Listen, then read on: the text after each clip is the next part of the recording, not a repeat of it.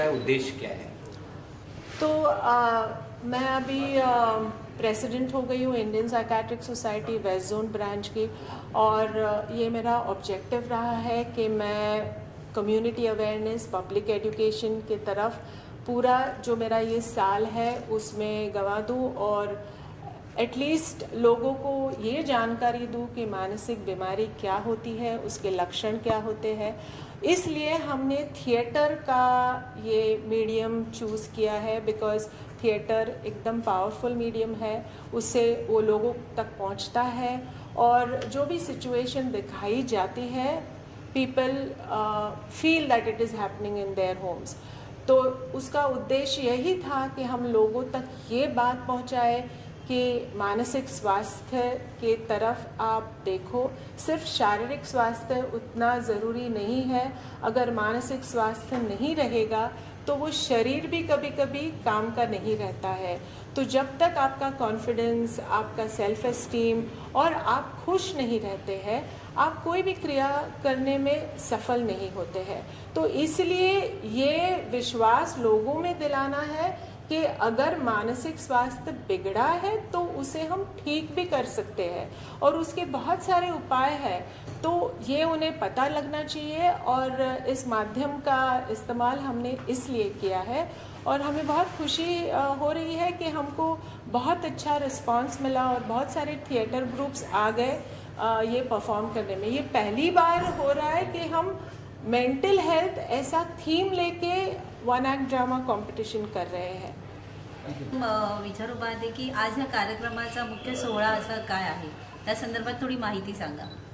Indian psychiatric society waste zone branch आणि पराग प्रतिष्ठान मुंबई यांच्या संयुक्त विद्यमाने आज आम्ही हा सोहळा उत्सव, एकांकिका उत्सवाचा सोहळा निर्मित केला आहे. त्याचं मेन उद्देश्य हे आहे की मानसिक स्वास्थ्य, संवर्धन आणि संतुलन. म्हणजे आपण बघतोय की मानसिक स्वास्थ्याकडे जनजागरूकता ही होत नाही, आणि लोक आपल्या मानसिक स्वास्थ्याकडे बघत नाही. तर कुठेतरी हा संदेश पोचला पाहिजे लोकांपर्यंत की स्वतः आपल्या मानसिकतेकडे बघा आणि वेळोवेळी समुपदेशन किंवा निदान करून घ्या, आणि त्याबरोबर सक्षम व्हा. ही समस्या आली असं तुम्हाला केव्हा जाणवलं, असं तुम्हाला का वाटलं की ह्या समस्येबद्दल बोलायला हवं? बरं, ही समस्या आपल्या देशात अनेक वर्षांपासून आहे. त्याबरोबर आपल्या देशात अनेक गैरसमजुती प्रचलित आहेत. त्यामुळे काय होतं की लोकांना वाटतं की मानसोपचार तज्ज्ञाकडे न जाता आपण बुवा बावाकडे जाऊन आपला हा जो त्रास होतोय ना त्याचं समाधान करून घ्यायला पाहिजे. मग त्यामुळे मानसिक आजार वाढतात, विकृती वाढतात, आणि आपल्या देशात बघितलं गेलं तर जवळजवळ 200 मिलियन लोक आजच्या तारखेमध्ये मानसिक रोगाने त्यांना बाधा झालेली आहे, आणि त्यात मुख्य प्रमाणात नैराश्य आहे, चिंता आहे आणि व्यसन आहे. तसंच मुलांमध्ये अनेक प्रकारच्या विकृतीसुद्धा आता दिसून येत आहेत. त्यात मेन म्हणजे मोबाईल ॲडिक्शन हे दिसून येत आहे, पॉर्न ॲडिक्शन येत आहे, आणि मुलांमध्ये आता कॅनबिस म्हणजे गांजा ह्याचं प्रमाण फार वाढलेलं दिसतंय. तर हे सगळे मनोविकार आहे, हे लोकांना माहीत नाही, आणि ह्याच्यावर उपचार आहे हेही माहीत नाही. तर कुठेतरी हे त्यांच्यापर्यंत पोचवायचं आहे की लक्ष द्या तुम्ही आणि वेळेत उपचार करून घ्या. अच्छा, हे जे तुम्ही प्रॉब्लेम सांगताय ते कोणत्या एजमध्ये अधिकतर दिसून येतं असं तुम्हाला वाटतं? म्हणजे तुमचा ओव्हरऑल जो अभ्यास केलाय त्यात तुम्ही, तर मानसिक आजार प्रत्येक वयोगटात दिसून येतात. त्या अगदी लहान 3 वर्षाचं मूल असेल त्यामध्ये सुद्धा दिसतात, आणि अगदी वयस्कर माणसांमध्ये पण दिसतात. पण वेगवेगळ्या प्रकारचे मानसिक विकार आपल्याला दिसून येतात.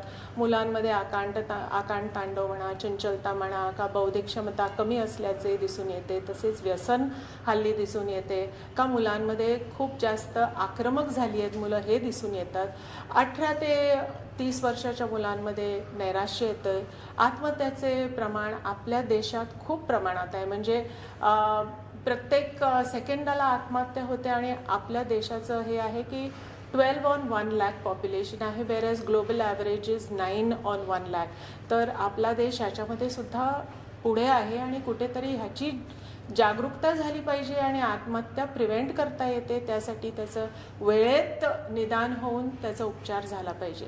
तर 18 ते 25 वयात तुम्हाला नैराश्य, चिंता, अनेक प्रकारचे सामाजिक ताण असू शकतात, वैयक्तिक ताण असू शकतात, रिलेशनशिप प्रॉब्लेम्स आहेत. तर हे सगळे प्रॉब्लेम्स आपल्याला ह्या वयोगटात दिसतात. आणि जसे मिड लाईफ क्रायसिस म्हणतो, 40 नंतर ते प्रॉब्लेम्स येतात. मग म्हातारपणात आपल्याला डिमेन्शिया, नॉर्मल एजिंग काय आहे का, आपल्याला कुठेतरी एक पार्टनर हरवल्यावर एक जो बर्डन येतो, ते सगळे प्रॉब्लेमसुद्धा आपल्याला दिसून येतात. आणि आता आपलं जसं लाईफस्टाईल चेंज झालं आहे आणि सगळ्यांची वयं वाढलेली आहेत, पण आपल्या देशात असं इन्फ्रास्ट्रक्चर नाही आहे की म्हाताऱ्यांसाठी किंवा बालकांसाठी अशा काही संस्था म्हणा का NGOs म्हणा का असं गव्हर्नमेंटकडून आपल्याकडे त्याची योजना एवढ्या प्रमाणात नाही आहे जसं आपण वेस्टर्न वर्ल्डमध्ये बघतो. शिक्षण क्षेत्रामध्ये आपण काही करू शकतो का? जसं लहानपणापासून, जसं तुम्ही म्हणता 3 वर्षाच्या मुलापासून वयोवृद्धापर्यंत प्रॉब्लेम्स येतात, तर आपण शिक्षण पद्धतीमध्ये काही बदलाव करू शकतो? काही सजेशन आहे का तुमचं?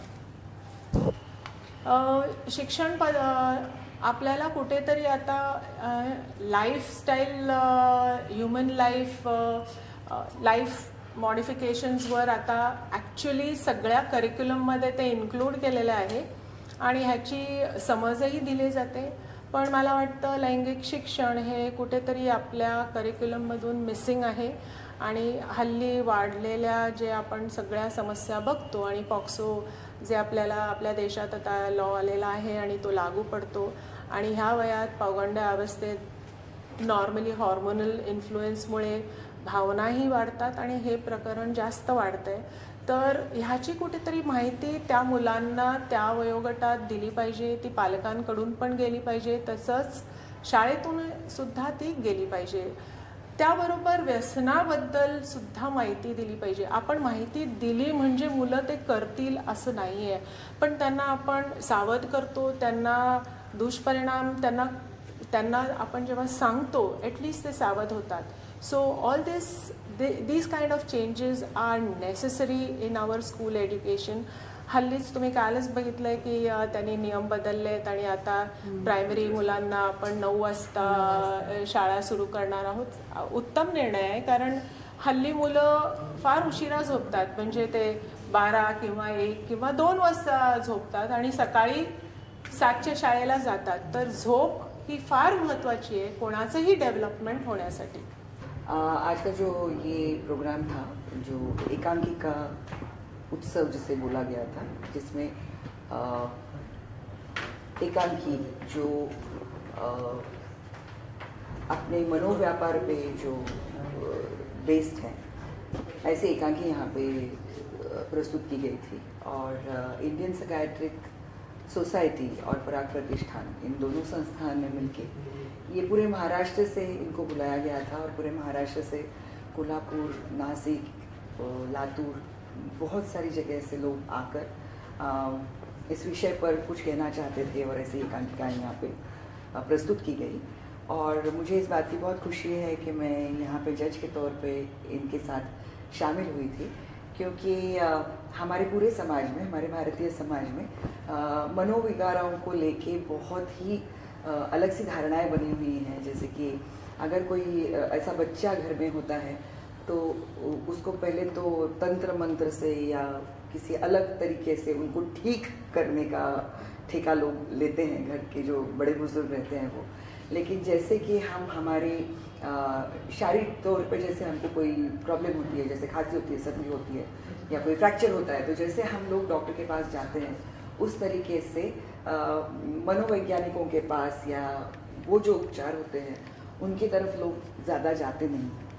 तो इनको लेके जो गलत धारणाएं हैं उनको अगर दूर करना हो तो इस मंच पे इस तरीके के कुछ नाटक, कुछ एकांकी अगर प्रस्तुत होते हैं, उन्हें लोग देखते हैं, तो उनकी मन की जो ये धारणाएं हैं वो बदलने में सहयोग होगा, ऐसे मुझे बिल्कुल लगता है. और उस तरीके के बहुत ही सशक्त ऐसी कुछ कहानियाँ आज लोगों ने आज प्रस्तुत की और मुझे बहुत अच्छा लगा. तो बच्चों ने जो परफॉर्मेंस किया उससे क्या कहना यहाँ पे जितने भी परफॉर्मेंस हुए महाराष्ट्र के विभिन्न प्रदेशों से यहाँ पे आए थे लोग और उन्होंने सशक्त ऐसा एकांकी यहाँ पे सादर हुई। हर एक का प्रयास बहुत ही अच्छा था और हर कोई जो कोई सब्जेक्ट दिया था, जो विषय दिया था, तो वो विषय के बारे में उन्होंने अच्छी तरह सोचा है, अच्छी तरह क्या बोलते हैं उसको, ड्रामा जो है वो ड्रामा अच्छी तरह से प्रेजेंट किया है और बहुत बड़ी उम्मीद है ये लोगों के बारे में कि भविष्य में बहुत कुछ कर सकते हैं और करेंगे। धन्यवाद। थँक्यू। सकाळपासून हा एक आगळा वेगळा उपक्रम होता आणि माझ्या मतानुसार संपूर्ण भारतीय जी काही आमची ॲक्टिव्हिटी चाललेली असते नाटकाची, एकांकिकेची, तर हा पहिला उपक्रम असा आहे की मनोरुग्ण म्हणा किंवा ज्याला मानसोपचारांची अत्यंत आवश्यकता आहे असे वेगवेगळ्या प्रकारचे 7 विषय आम्हाला इथे पाहण्यात आले। आम्ही ते पाहिले आणि त्यांचं मूल्यमापन करण्याची आम्हाला पहिल्यांदा संधी मिळाली। या संधीसाठी खरं तर मी मनापासून धन्यवाद व्यक्त करतो आणि अतिशय सक्षम सघन असे आविष्कार, नाट्यानुभव आम्हाला पाहायला मिळाले।